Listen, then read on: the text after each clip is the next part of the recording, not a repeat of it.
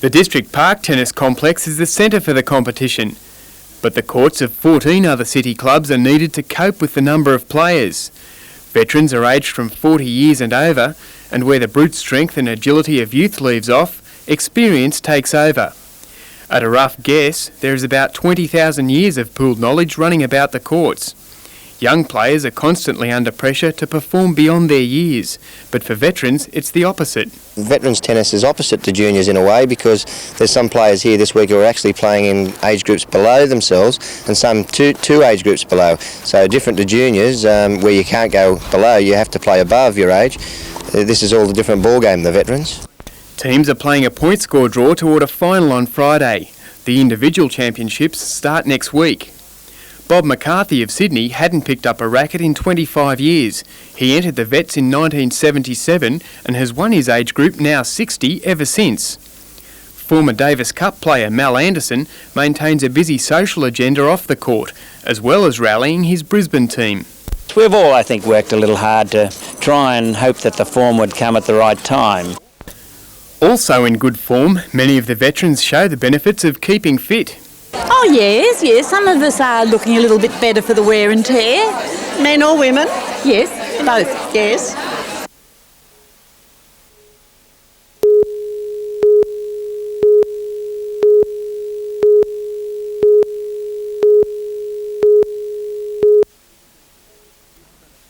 Fishermen have noticed a slimy substance blooming along the river from south of Dungog through to Seaham. The scientists call it blue-green algae, and in the hot, dry and still conditions, it multiplies to unsafe levels. We got a verbal report back late last week, that there was a low level of toxicity associated with this algae. The Water Board has ceased pumping from the Williams for Newcastle's water supply and warned local property owners to take no chances. We were told that until there was further tests done on the quality of water to keep the children out of the water and just monitor the cattle. Regular testing at Seaham Weir found abnormal levels of toxicity in the water. Before blanketing the river from public or private use, the Department of Health and Water Resources took further samples today. These results are expected by Friday. Meanwhile, scientists are hoping for heavy rains to flush the river. Farmers say a release from Chichester Dam would also solve the problem. Peter Ryan, NBN News.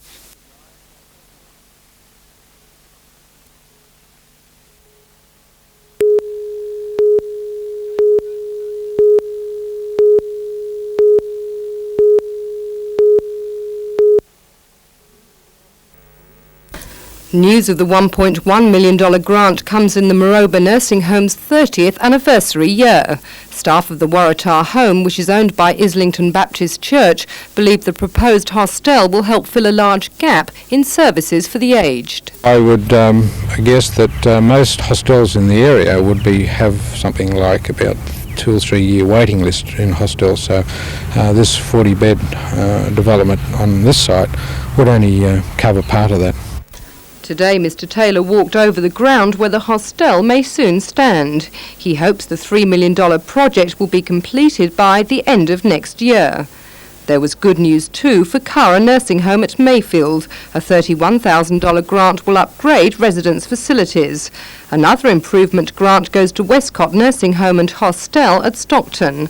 Both Curra and Westcott and the Uniting Church Old Church Close will also receive around $30,000 each towards improving their care of people suffering from dementia. There is more and more of this evident in the community, people suffering from dementia, and I think that it's excellent that they have provided that extra funding to some of the already established hostels, and there'll be something we would look at as well as this project proceeds.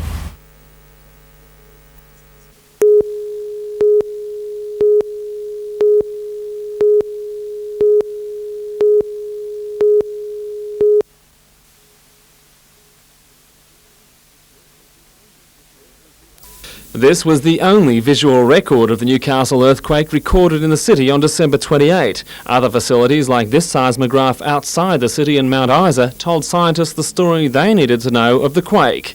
The seismograph, officially received by Lord Mayor John McNaughton at the Newcastle Regional Museum, will complete a web of recorders placed around the city to measure seismic activity. The seismograph was bought as an initiative of the Kiwanis Service Club, which raised half the cost in a national funding drive. Seismologist Kevin McHugh says Newcastle is the first city to have an earthquake monitoring system, but others will follow. I think people need to know that there have been earthquakes in Australia before, that they will happen again, and the more we can tell them about the fact that they are natural and they have been going on forever, the more we can tell them that, the better.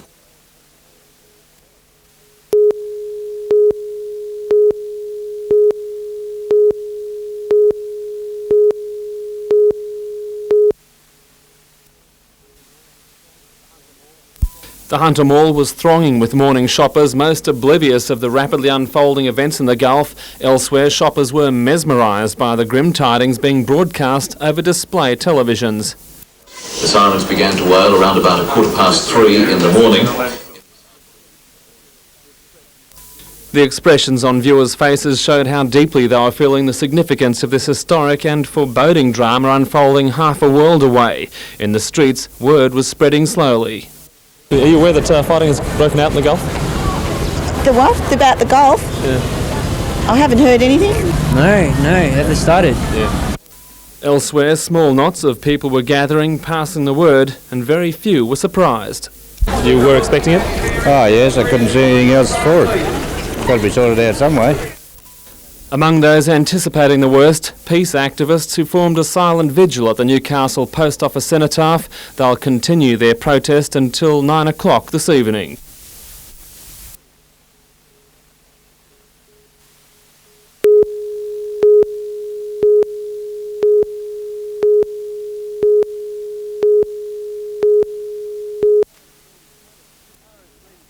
Katara's Glenn Carroll took a running jump at his athletics career in 1986 when he accepted a scholarship at the University of Northern Arizona in the United States. Since then, he's launched himself into the top 15 long jumpers in the world. There are two types of jumpers, the fast and the powerful, like Glenn. From a makeshift runway amid Thursday night shoppers at Garden City, he was propelling himself about 8 metres into a sandbox. His current personal best is 8.11, enough to carry him to the World Championships in Spain and Japan later this year. Glenn has a down-to-earth approach to his lofty ambitions. It's just a lot of hard work. I mean, you're looking at a good 6 to 7 day program, with a big strength base and so forth, and then ultimately culminating with a lot of technique work and just your speed work as you're working towards competition.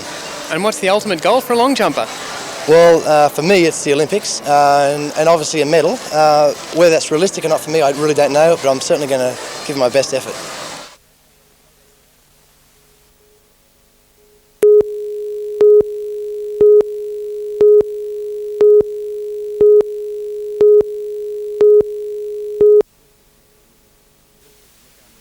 This camera position is looking west. West of the city through a largely unpopulated area, but out towards a ring of defenses in the west, which were designed to protect the city. Just look at the astonishing array, and that's the water tower, as we said, which is not very far from the Al Rashid Hotel. It's a very modern city, Baghdad. Particularly, there were a lot of sort of modern, evocative monument-type buildings and monuments in western Baghdad designed to extol the virtues of the Ba'ath regime and Saddam Hussein.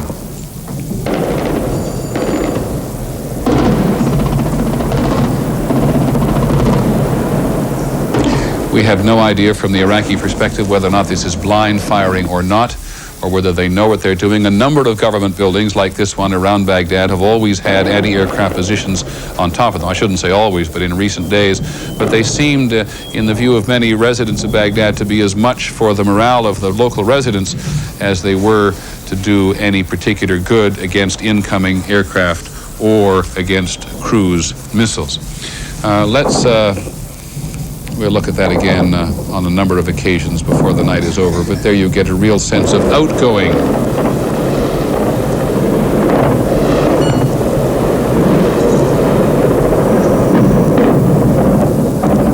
It was impossible to pick out all And a little bit there of, you can see the light changing, a little bit of what it looks like at first light. ABC's Gary Shepherd reported to us earlier today, and Brent Sadler reported as well, that there was not, as best they could tell, enormous damage in Baghdad, and we have not heard anything from the Iraqis of any significant nature about casualties.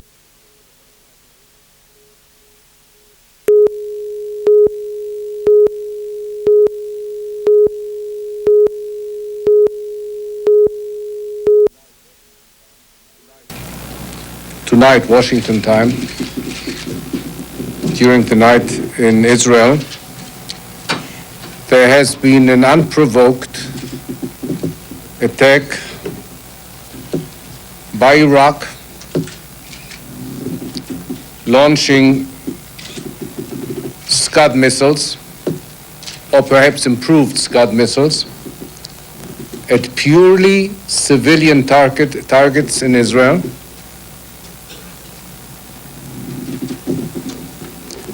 Jeopardizing the lives of both Jews and Arabs, Israelis and Palestinians, who live next to each other, are often intermingled, and in a situation where Israel has time and time again declared that it is not part of the conflict with Iraq, it is not part of the coalition, and as a matter of fact, it has remained with a low profile, if you remember that term, for all these months since the beginning of the Iraqi invasion of Kuwait. We don't have exact details as of yet. We understand that there's a possibility that more than 10 missiles were actually launched at Israel. Probably 2 hit the Tel Aviv area, and another one hit the Haifa area.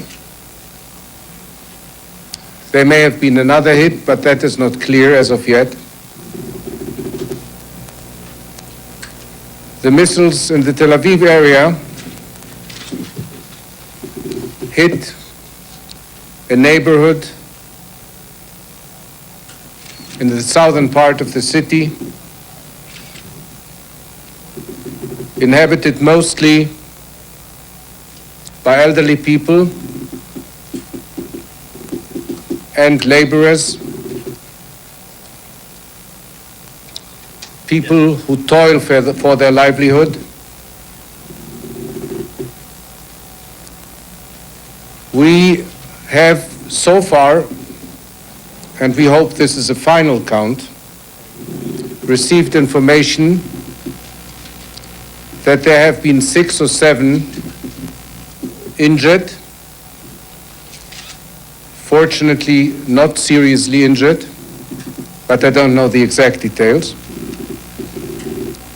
And there has been considerable damage in property.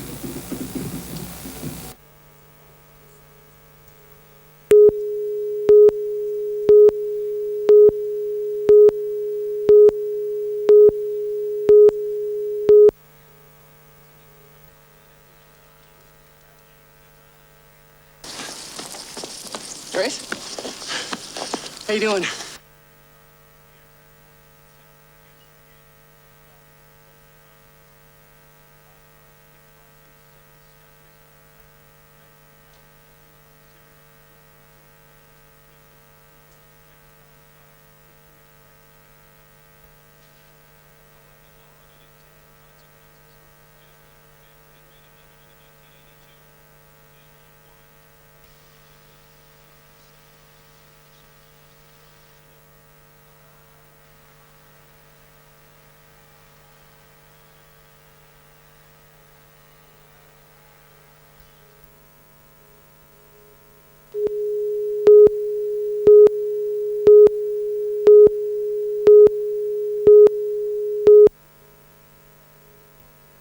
Israel has told the United States it will not retaliate for a second Iraqi missile attack on Jerusalem and Tel Aviv. However, that stance is sure to change if the country comes under gas attack from Iraq. In an attempt to prevent that, Israel has taken delivery of an unspecified number of US Patriot missiles used to shoot down Scuds. Allied planes have made hunting Iraqi Scud launchers their top priority as waves of aircraft continue to rain bombs on Iraq and occupied Kuwait. Meanwhile, US defence officials say the toll of Allied aircraft lost has risen to 10. And in other developments, the first prisoners of war have been taken by the United States, with 12 Iraqi soldiers captured by ground forces in Kuwait.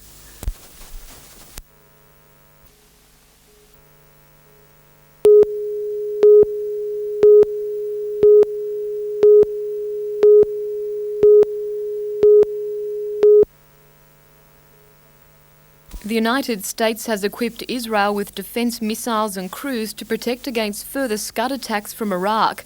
Israel has told the US it will not retaliate, despite yesterday's second Iraqi missile strike. Meanwhile, in Jerusalem and Tel Aviv, air raid sirens have sounded again, but they have been confirmed as false alarms. In other news, 12 Iraqi soldiers have been taken prisoners by the United States after the destruction of anti-aircraft units on 9 Kuwaiti-owned offshore oil rigs. And the toll of Allied aircraft lost has risen to 10 with the crash of an American ground support plane.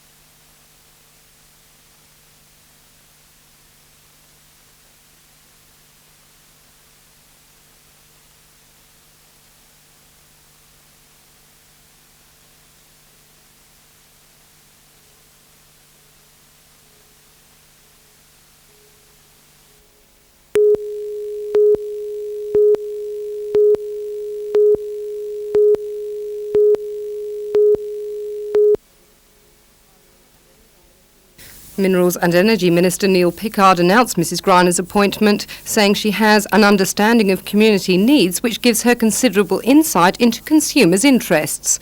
But according to the United Mine Workers Federation, this is not a qualification. Well, at a time when the state needs the best brains in the country on the ELCOM board, we get appointed to the board, the Premier's wife, on a salary of $24,000 a year. And a question I'd like to ask the Premier on behalf of the 600 members that are going to lose their jobs at the end of this year because of the state government's decision to sell the mines is what the hell does Catherine Griner know about the production of electricity and coal?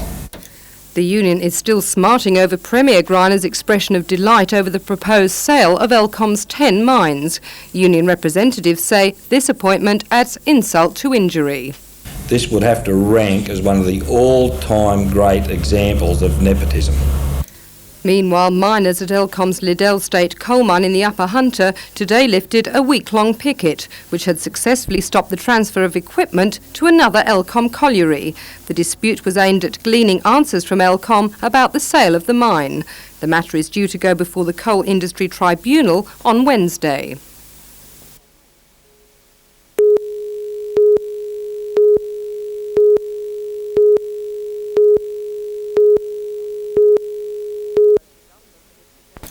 Local Government Minister David Hay today toured some of Newcastle's still damaged heritage buildings. St John's Church, the Junction School and Newcastle's Heritage Centre still retain their battle scars. I'm delighted to see that some of the very important heritage buildings that were damaged have been able to be repaired or are in the course of repair, particularly some of the wonderful old public buildings. And we're looking to see if there is funding available that will help some of those that still need of assistance. Already $128,000 has been allocated from the state government for a new slate roof on the Heritage Centre, once Newcastle's police station. Once repair work has been completed, the National Trust will hand back the building to the state government and a new local trust will be appointed. Eventually, it is hoped the adjoining Government Works building will be incorporated into the property, forming an important historical centrepiece for the city.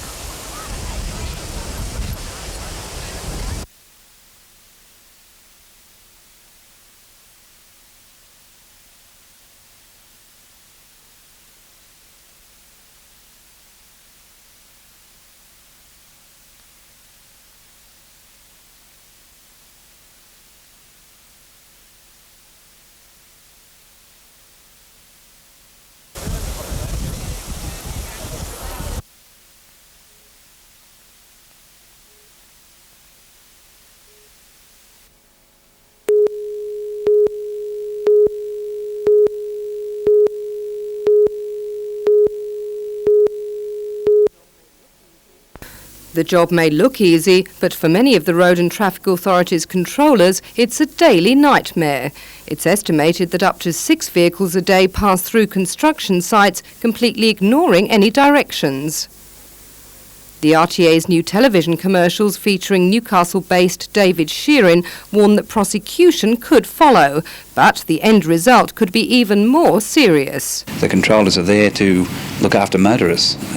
By doing their job, they're making sure that a motorist doesn't drive headlong into a grader. But while the controllers are trying to safeguard streams of traffic, they are copping their own streams of abuse. They tend to find some motorists are very aggressive and very impatient, and those motorists tend to push them, drive too close to the traffic controllers, almost, it seems, attempt to run over their toes.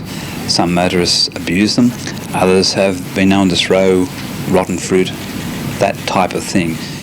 In the past 5 years, 6 traffic controllers have been killed while working. One near Coffs Harbour, another received serious injury north of Taree.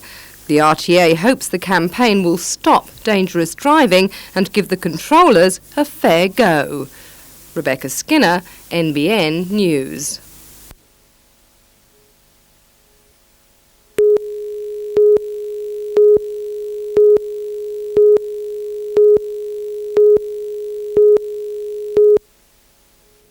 "17-year-old Cameron Turner from the Belmont Club enjoys hitting a home run and loves winning. He's already predicting Australia's form in the World Youth Titles in Canada later this year." How are you going to go against him? Kill him. Another 17-year-old Greg Rogers from the Phoenix Club also has that killer streak, pitching balls in at 120 kilometres an hour. You got to hate the batsman, because if you don't, you start throwing soft and they start hitting you. The boys go to Canberra at Easter for an Australian Institute of Sport 2-week seminar. The Aussies have a proud reputation in under-19 baseball. In '89 they took the bronze at the World Titles and last year were placed 6th. Keeping an eye to the future, the selectors have named 16-year-old Joel Pembroke, another Belmont star, for the Aussie under-18 development squad.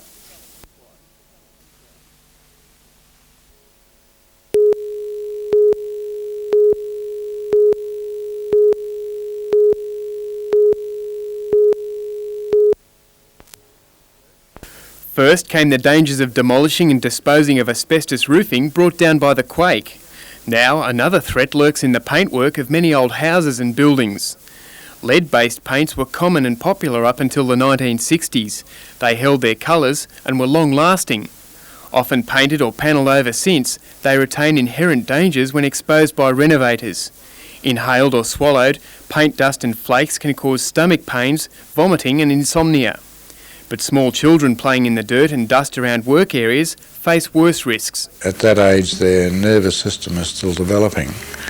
And we know from a lot of research that's been done, particularly in recent times, that the levels of lead in the system, which can interfere with that, are probably slightly lower, if anything, than the level we thought was safe. Most modern household paints and primers are lead-free. Some sign writing,